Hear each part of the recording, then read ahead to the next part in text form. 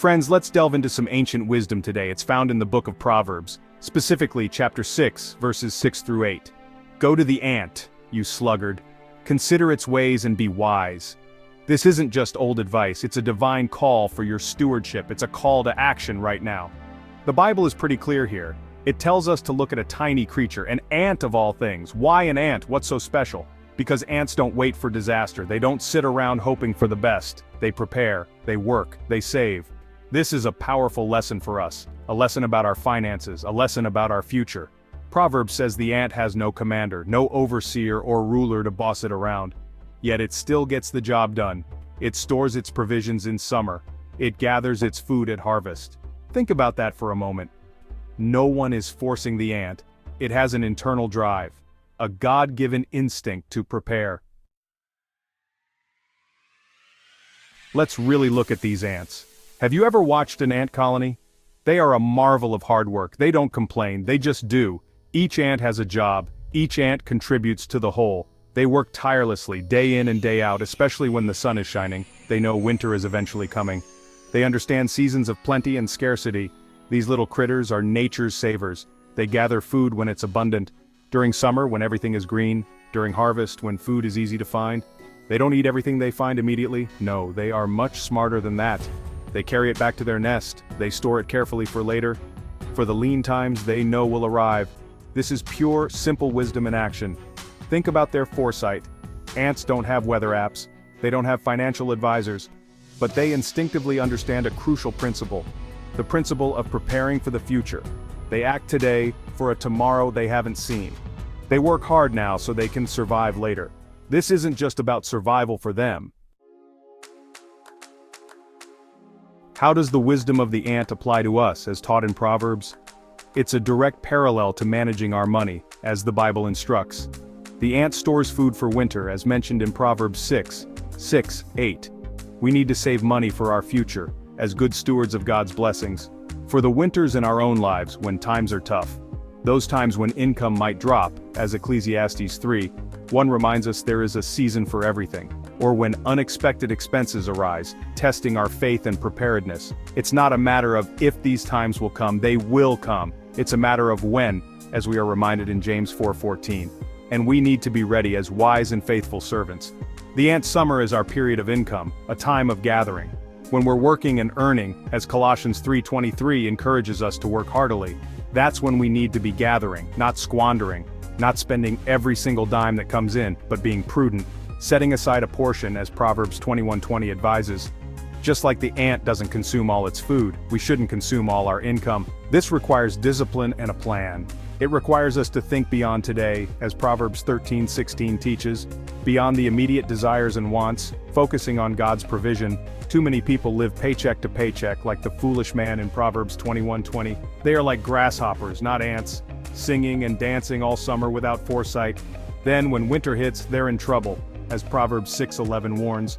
That's a stressful way to live, lacking the peace of God. It's a recipe for financial disaster, as Proverbs 22:7 cautions. The ant shows us a better way, a way of wisdom, a way of peace and security, as Philippians 4:6-7 promises. By preparing, we reduce future stress, trusting in God's provision. Life is unpredictable. You know it, I know it. As it is written in Proverbs 27:1, do not boast about tomorrow, for you do not know what a day may bring. If something can go wrong, it often will. The car will break down. The air conditioner will die in July. A medical emergency will appear out of nowhere. These aren't pessimistic thoughts, folks. This is just reality. This is life. And if you're not prepared, it's a crisis. It's a full-blown, hair-on-fire emergency. Proverbs 21:20 says, "The wise store up choice food and olive oil, but fools gulp theirs down." Savings act like a financial shield. When an unexpected expense hits, what happens? If you have savings, it's an inconvenience. You pay for it and you move on. You might need to rebuild those savings, but your life isn't derailed. You don't have to go into debt. You don't have to panic. That is a powerful position to be in. Without savings, it's a different story. That car repair goes on a credit card. That medical bill causes sleepless nights. You feel trapped, stressed, and overwhelmed. Minor problems become major crises.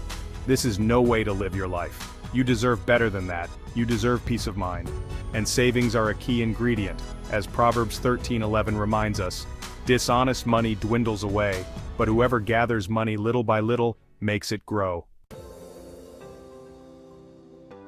Section 5. The power of starting now, starting small. Every drop counts. Maybe you're thinking, Alfonso, I can't save much. I don't have a lot of extra cash. I hear that a lot. But let me tell you, it's not about how much you start with. It's about the act of starting. Even small amounts saved consistently add up. Think of it like a dripping faucet. One drop doesn't seem like much, but over time it can fill a bucket. Your savings can grow the same way. The key is consistency. Small, regular efforts. Maybe it's $20 a week, maybe $50 a month. Whatever you can manage, start there. The habit of saving is more important than the initial amount. Once you build that saving muscle, it gets easier. You'll find ways to save more. You'll start seeing progress. And that progress is incredibly motivating. It fuels you to keep going. Don't let perfection be the enemy of good. Don't wait until you have enough money to save. That day might never come if you wait. Start today, right now, with what you have. Cut one small expense and save that money. Pack your lunch instead of buying it. Skip that fancy coffee a few times a week. These small changes create room in your budget. Room for you to start building your future. Proverbs 21:20 says, "The wise store up choice food and olive oil, but fools gulp theirs down." This verse teaches us the value of saving and preparing for the future. Just as the ant stores up food in the summer, we too should save diligently. Every small effort counts, and with God's guidance, we can build a secure future. Remember, the plans of the diligent lead to profit as surely as haste leads to poverty. Proverbs 21:5. Let us be wise and faithful stewards of what we have been given. Section 6. Your roadmap to success, the mighty budget. Alright, so you're ready to save. Fantastic. But how do you find the money? The answer is simple. A budget. I know, the B word. Some people hate it. They think it's a straitjacket. But a budget isn't about restriction. It's about freedom. It's about stewardship. A budget is you telling your money where to go. Instead of wondering where it went, it's your plan for honoring God with your resources. Creating a budget is easier than you think. First, track your income. How much comes in? Then, track your expenses. Where does it all go? Be honest with yourself here. Every penny. For a month, write everything down. Use an app, a notebook, whatever works. This will open your eyes, I promise you. You'll see where your money is truly going, and you'll likely find areas to cut back. Areas where you can free up cash for saving. Once you know your numbers, you plan. This is a zero-based budget. Income minus outgo equals zero. Every dollar has a name. Every dollar has a job. Some dollars will pay rent, some will buy groceries, and some, very importantly, will go into savings. You assign it. You tell it what to do. This is proactive financial stewardship. Section 7. Making savings automatic. The pay yourself first secret. Want to make saving even easier? I've got a principle for you. It's called paying yourself first, and you make it automatic. This is a game changer, folks. It takes the emotion out of saving. It takes the forgetfulness out of it. It just happens like clockwork, before you even have a chance to miss the money, or to spend it on something else. Here's how it works. Set up an automatic transfer, from your checking account to your savings account. Schedule it for every payday, the day your money hits your account. A certain amount goes straight to savings. It could be $25, $50, $100, whatever you decided in your budget. It happens without you lifting a finger. Out of sight, out of mind. This principle is incredibly powerful. If the money never sits in your checking account, you're less tempted to spend it. You learn to live on the rest. It's like a bill you have to pay. Except this bill is to your future self. It's an investment in your own security, in your own peace of mind. This is how you prioritize saving. You make it a non-negotiable item. Section 8. Building your fortress, the emergency fund. We've discussed the importance of saving, as Proverbs 21:20 says, "The wise store up choice food and olive oil, but fools gulp theirs down." For those unexpected life storms, as Ecclesiastes 11:2 advises, invest in 7 ventures, yes, in 8, you do not know what disaster may come upon the land. Now let's talk about a specific type of saving, the most important one to start with. It's called an emergency fund. This isn't money for a vacation, it's not for a down payment on a car. This money has one job, and one job only, to protect you from financial emergencies. It's your financial fortress. As Proverbs 22:3 says, The prudent see danger and take refuge, but the simple keep going and pay the penalty. How much should be in this emergency fund? I teach people to start with a beginner fund, a quick $1,000, stash it away fast. This covers those small emergencies, a flat tire, a minor medical copay. It stops those little things from becoming debt. Once you have that $1,000, you feel a bit safer. You've taken a massive first step. You've started building your wall of protection against whatever life might throw your way. After that initial $1,000, what's next? You work on getting out of debt.